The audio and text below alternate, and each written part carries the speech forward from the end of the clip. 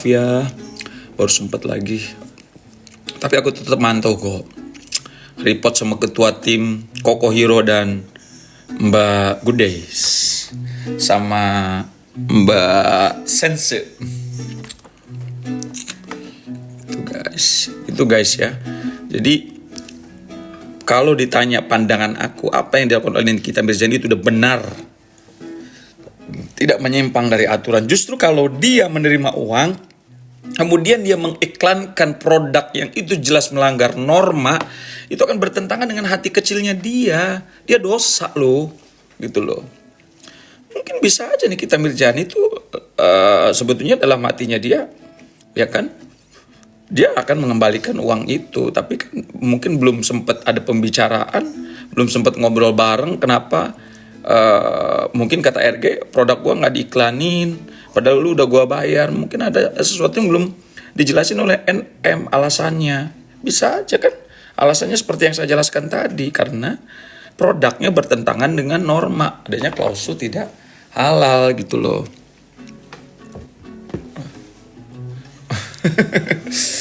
Maaf ya Bang, kasus NM kok jadi blunder ya, sebentar lagi seru Bang dijadir. Sorry ya guys, aku lagi habis lari soalnya belum mandi nih. Habis lari tadi, lari 7 kilo, terus potong rambut.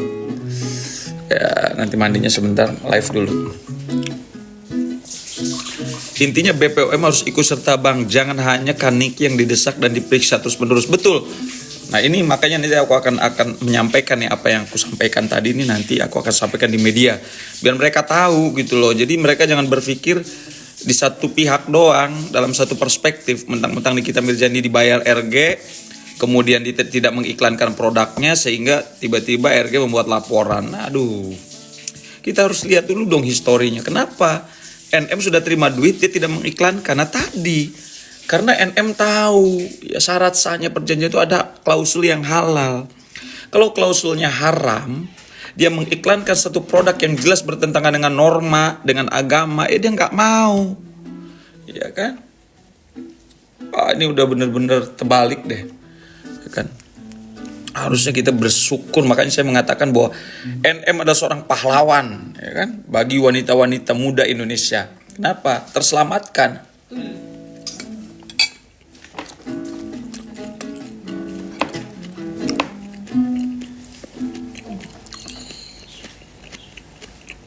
Hai Medan. Ini bro, ini protein bro, buat otot. Pahlawan seluruh Indonesia Bang. Iya, pahlawan seluruh Indonesia, terutama kaum perempuan yang sering menggunakan skincare, pengen cantik, malah jadinya hancur kan, kasihan gitu loh. Jadi saya berkali-kali selalu mengatakan bahwa Nikmir adalah pahlawan. Itu harus dijelasin tuh dalam pledoi nanti, bahwa Nikita Mirzani tidak pernah melakukan pemerasan. Terkait masalah uang yang diterima itu adalah kesepakatan. Hanya kesepakatannya itu, ya kan, yang sudah dibuat, tetapi gara-gara syarat sahnya perjanjian itu tidak terpenuhi, yaitu klausul yang haram, maka NM tidak mengiklankan produk itu. Itu hari Selasa, sidangnya hari Selasa. Ikut, oke, kita bareng ikut guys. Jadi gitu guys ya, kita harus peka nih, harus tahu ya. Jadi kenapa RG menghubungi NM untuk menjadi ibaratnya kayak brand ambassador lah ya, untuk mengiklan-iklankan supaya laku skincare-nya. Yang kedua, karena juga dilatar belakangi oleh dokter Doktif yang selalu membombardir para mafia skincare, ya kan. Otomatis kan kalau dibombardir sama Doktif, orang pada tahu, akhirnya penjualannya menurun sehingga rugi, ya kan. Nah mungkin ketika itu berpikir bahwa RG pengen menunjuk NM supaya apa, untuk mengcounter statement dari Doktif, ya kan. Nah ternyata mungkin setelah dilakukan analisa, ini analisa saya, menurut NM ternyata ini produknya overclaim, skincare-nya overclaim dan bertentangan dengan norma, maka dia tidak maulah masuk dalam jurang lembah hitam. Karena apa? Itu kalau diiklanin sama NM seolah-olah produk itu bagus, nanti banyak wanita-wanita muda Indonesia yang pengen skincarean menggunakan skincare itu, bukan tambah mulus mukanya malah tambah hancur. Mengapa saya katakan NM adalah seorang pahlawan gitu guys? Iya kan? Itu. Jadi jangan salahkan NM dong. Karena apa?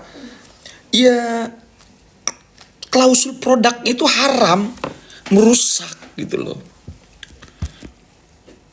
Gitu. Iya kan? Logika dong, logika akal sehat dong. Mungkin kalau produknya itu tidak overclaim, ya bisa saja NM memang mengiklankan produk-produk itu seperti produk-produk yang lain yang diiklankan sama NM. Yang klausulnya halal, yang tidak merusak skincare-nya gitu loh. Bang, berarti nanti skincare-nya diangkat dalam sidang? Iya pasti. Pasti Bang Fahmi akan angkat dalam proses persidangan tuh, ya kan? Walaupun perjanjian itu kan ada perjanjian yang tertulis dan tidak tertulis. Dalam konteks ini perjanjiannya tidak tertulis, tetapi komunikasi lewat WA kan banyak. NM bebas. Kalau analisa saya, kalau hakimnya objektif maka 90% NM bebas. Kalau hakimnya objektif gitu. Alisa Rizkiana, iya. Nikita Mirzani itu ada Kartini Zamano, betul.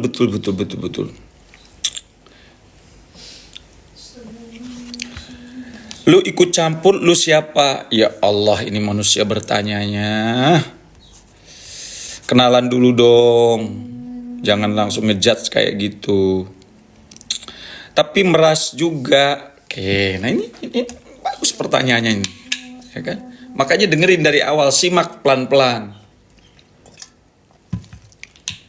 Kita doakan semoga NM dan RG ini menjadi manusia-manusia yang benar-benar manusia yang sangat bermanfaat buat orang banyak, termasuk kita semua ya.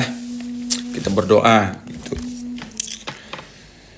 Tapi hakimnya dibeli gimana Bang? Nah inilah yang menjadi persoalan yang sangat dilematis. Sepinter apapun pengacara, sepinter apapun pembelaannya, pledoinya, tapi jika hakimnya misalkan tidak objektif maka percuma. Ya, makanya saya ingat ada salah satu filosof L.M. Friedman namanya.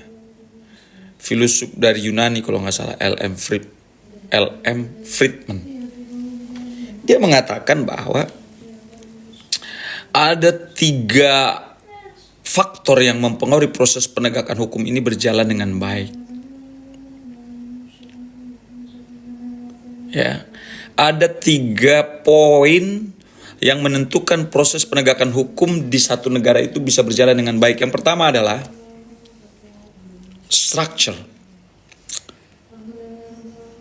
Structure itu strukturnya ya. Ada polisi, ada pengacara, ada hakim, dan ada jaksa. Yang kedua adalah substansi itu undang-undangnya yang dibuat itu harus betul, harus benar, tidak bertentangan dengan norma, tidak bertentangan dengan sosial, tidak bertentangan dengan budaya. Ya, jadi undang-undang itu harus dibuat menyesuaikan dengan kondisi masyarakat, misalkan di Indonesia dengan orang Indonesia. Ya, karena di Indonesia itu juga ada hukum adat, ya harus menyesuaikan tuh substansi itu undang-undang. Yang ketiga adalah culture, ya culture-nya juga harus dilihat itu masyarakatnya, ya kan ada masyarakat. Jadi kalau 3 poin tadi diimplementasikan dalam proses penegakan hukum di Indonesia, insya Allah hukum ini bisa berjalan sesuai dengan harapan seperti apa yang dicita-citakan oleh pendiri-pendiri bangsa ini ya di dalam konstitusi, dalam undang-undang dasar alinea keempat. Tujuan negara kita itu apa gitu loh, mencerdaskan kehidupan bangsa, ya kan, menjadikan masyarakat ini maju, makmur, ya? Masyarakatnya betul-betul mendapatkan kepastian hukum, mendapatkan keadilan. Gitu guys. Mungkin nggak ya? Jika tidak bebas berapa tahun kira-kira vonisnya? Bang, aku ikut galau mikirin.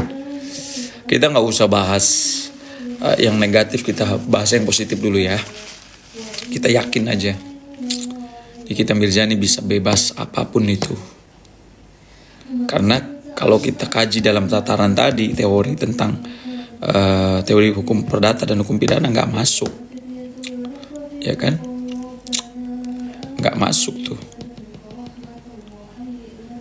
Apa konsekuensi dari undang-undang untuk hakim yang tidak adil? Dilaporkan hakimnya. Hakim bisa kita laporkan kepada pengawas hakim, namanya komisi yudisial. Amin. Semoga hakim yang lagi nanganin kasus Nikita Mirzani ini betul-betul hakim yang adil, yang jujur, yang amanah, yang takut sama Tuhan. Itu guys. Selamat malam Bapak Doktor, hai. Dan sangat berkualitas, amin. Semoga ya Allah tetap istiqomah dalam kebaikan, amin. Sehat selalu, terang silau. Kira-kira kapan sih abu-abu wajib hadir? Mungkin setelah pada saat saksi nanti.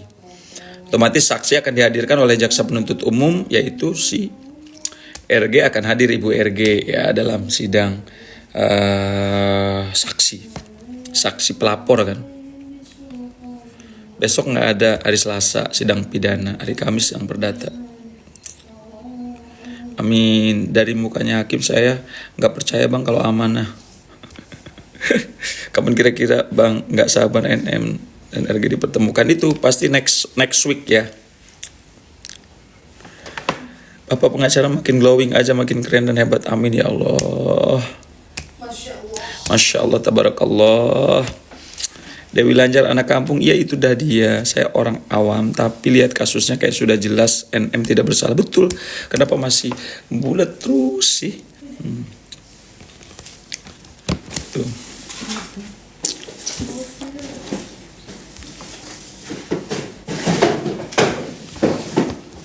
Satu lagi bang, biasanya berapa bulan rangkaian sidang ini bang? Tolong 6 bulan. Farida Nenek, assalamualaikum. Waalaikumsalam. Salam ke NM kami dari Riau. Hai Riau. RG mangkir mulu bang, aneh persidangannya. Pawon RM beluang karena ingin menutupi kasus.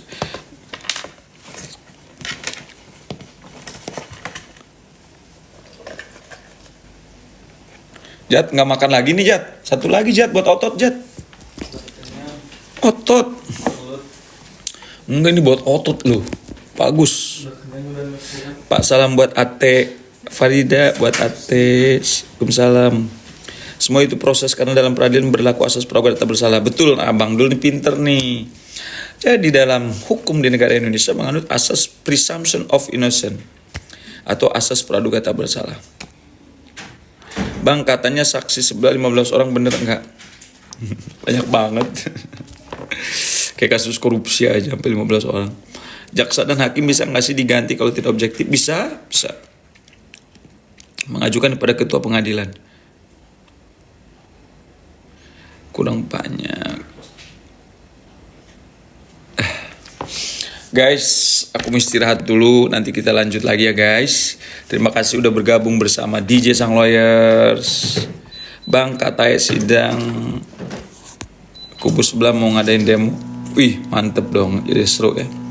Salam dari Tangsel, teman Julo. Wah, ya Allah Bang Dul, teman Bang Jul. Waalaikumsalam. Bang Dul, apa kabar? Iya nih, kita sama-sama orang Tangsel. Bang DJ, saya suka komen Ibu Paulina tuh tegas mengomentari kasus NM. Iya bener. Saya dari Singapura ikuti kasus ini. Saya doa dari jauh buat NM semoga bebas. Amin. Baru juga gabung Bang. Iya ya, aku live udah hampir berapa menit nih? Setengah jam ya? Udah? Lebih ya? Oke Bang, sehat-sehat Bang, lawan keadilan Bang. Siap, maju terus. Saya selalu rekan sejawat dokter. Amin Bang Dul. Sehat selalu juga ya. Besok jangan lupa hadir di Gerai Lengkong. Diskusi hangat tentang AI dikaitkan dengan profesi advokat. Begitu pentingkah AI bagi profesi advokat? Guys, besok kita adain di Gerai Lengkong guys.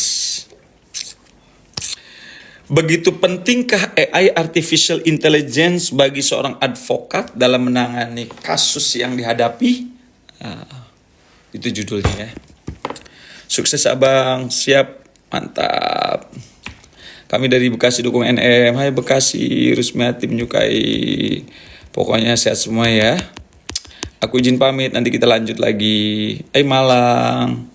Ya Allah, ada Malang nih, Pak Wan RM Malang. Kata Bunda Pulina mau bawa ratusan mafia nggak bakal takut. Ini kita negara hukum, nggak usah takut dengan mafia. Dari Malaysia juga nyokong NM, amin. Meli, thank you so much. Salam buat orang Malaysia ya. User, thank you so much. Kapan ke Medan bang? Aduh ya Allah, dulu aku disumpah di Medan. Jadi pengacara anak Medan dulu sumpahnya.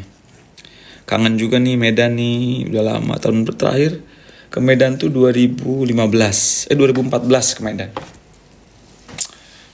Sampai dapat marga purba. Assalamualaikum Singapura hadir, hai Singapura. Singapura anak kampus kalian mboknya ya. Sudah bergabung. Kasih teh